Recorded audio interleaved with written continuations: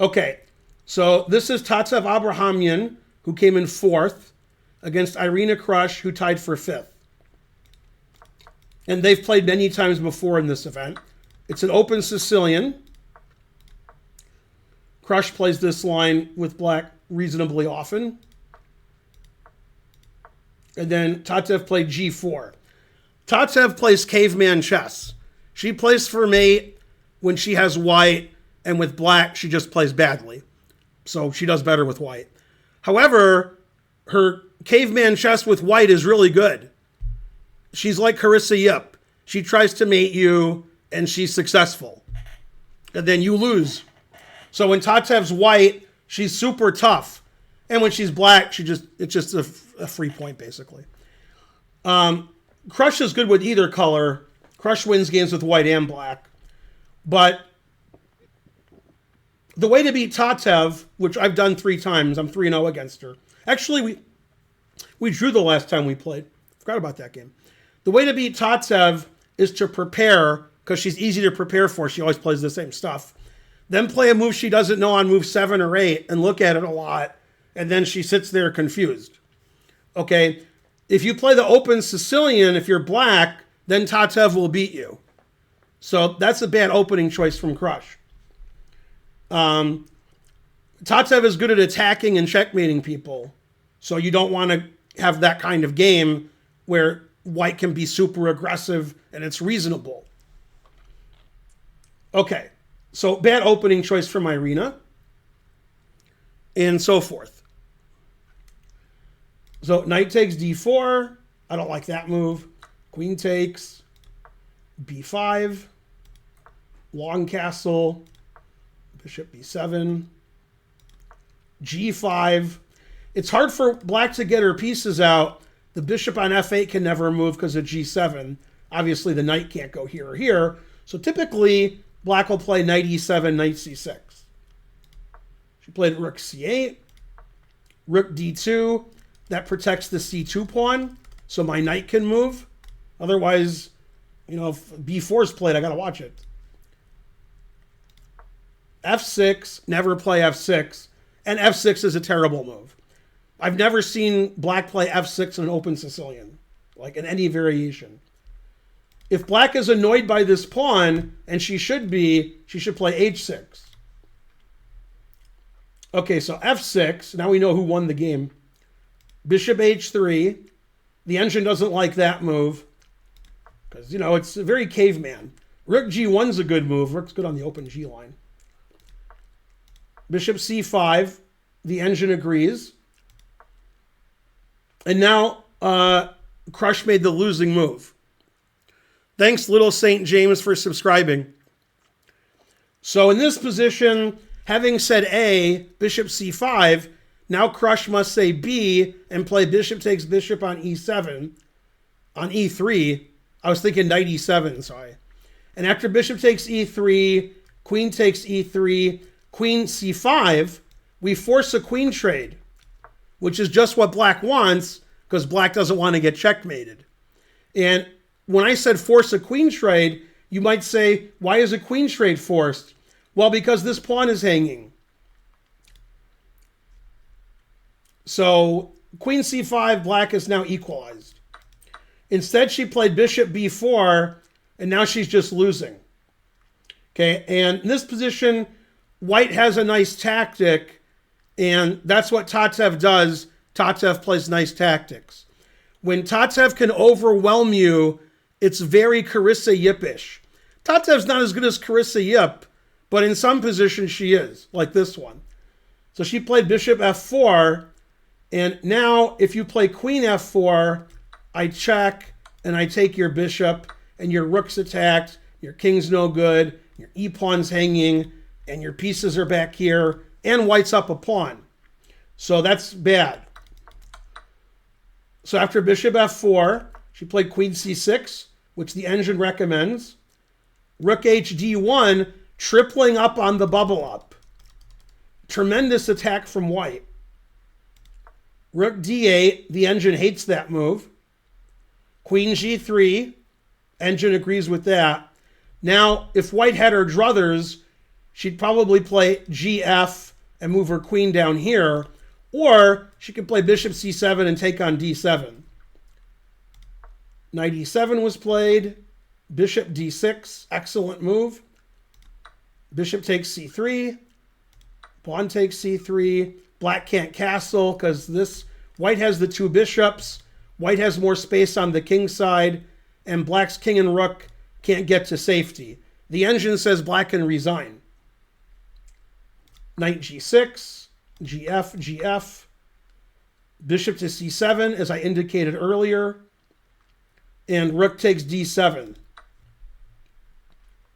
So the problem is, if black gets the two rooks for the queen, then white plays queen d6 check, and the truth hurts. So after rook takes d7, Krush played the best move, castles. Finally, she castled. Thanks, Jules Gambit, for rating with a party of 131. I hope you had a good stream. Man, my wife leaves for like 2 hours and the women can't stop rating me. I got the Kavorka or something. All right, you guys gave shouts out to Jules. And make sure you don't Jimmy her.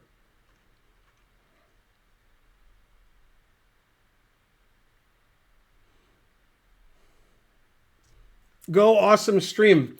Jules, you look like somebody, and I know I'm insulting somebody, but I don't intend to. There's a woman who's famous now for being kidnapped in Gaza. She's French-Israeli. And she's like she did a video that Hamas put out, like, I'm kidnapped and, and whatever. The only one that I've seen. And you look like her. I think you look like her, but that's me. You guys know who I'm talking about? No?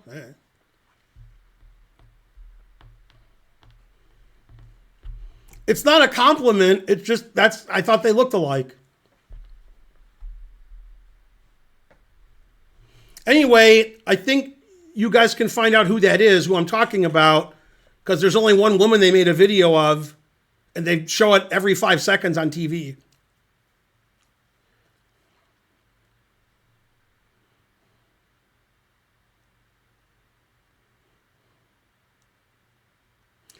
Just looked it up. I kind of see it. Okay, so kind of. Cute Kitty Cat 2 gifted a sub to Jules Gambit. We have 931 subs out of 1,000.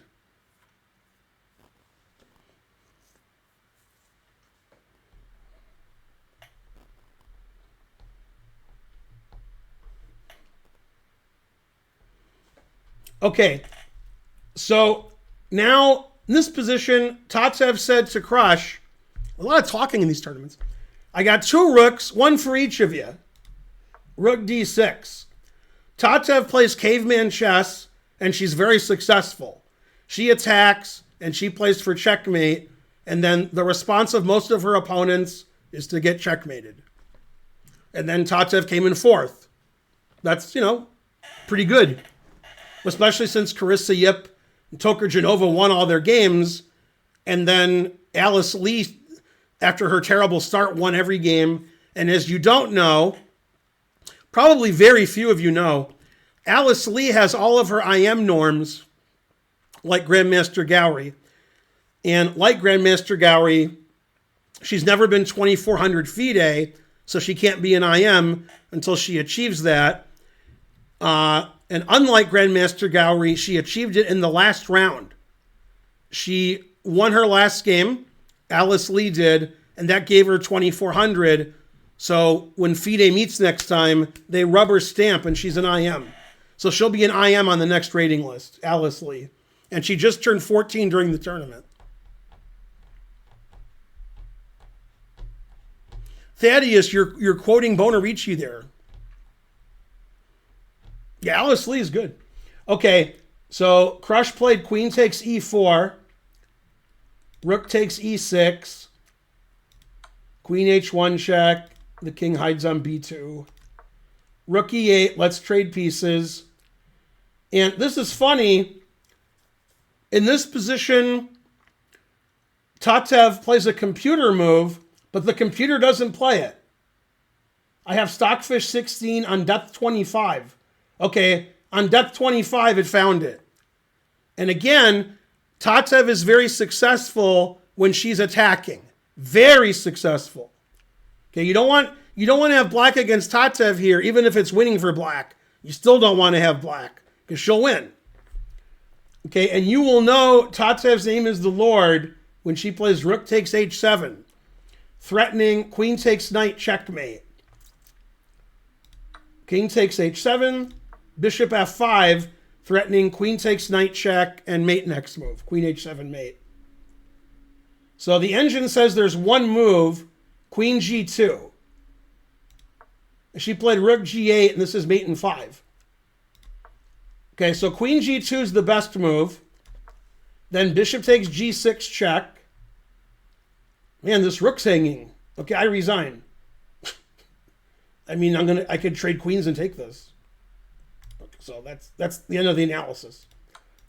Okay, she played rook g8. Once again, you will know Tatev is the Lord when she plays queen h4 check, which is mate in 5. God damn. King g7, queen takes f6 check.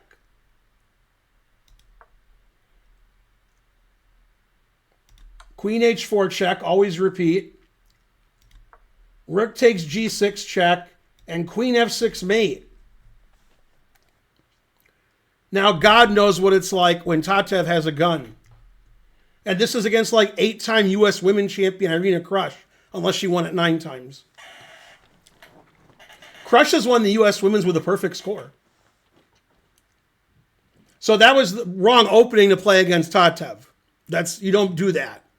You can't do that against, you can't poke the bear because she'll kick your ass. And so forth. No, but Irina Krush is a good sport. She played till checkmate. People like that.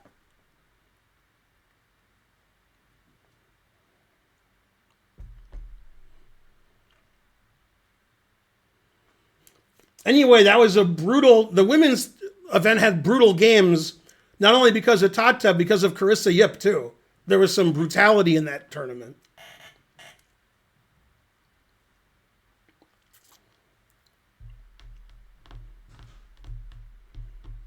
Yay, my family's home. I mean, that's just brutal. I didn't see the game either. I saw the first 8 moves in the final position. And I was like, that's the wrong opening to play against Tatev. So you have to understand something. There's 2 parts of chess. There's how well you play, or in some cases, how badly you play. Then there's how well your opponent plays. Certain people are very good at certain things. Tatev is good when she's attacking you. So you don't want to play where your opponent has an attack and then you see if you can defend it or not. That's not how you want to play against her. Okay, you trade the queens, you outplay her positionally, you get out of theory quickly, and then she doesn't play that well. Okay, and I've tricked her in the opening more than once, getting some prep so she doesn't just roll me over. And I've played her a lot of blitz chess, and in blitz chess, I'll play the open Sicilian, and she just checkmates me. Because that's what she does. If she's white and open Sicilian, she'll checkmate you. And I've seen her beat Shabalov twice. Because Shabalov thinks he'll play sharp, and he's good at that.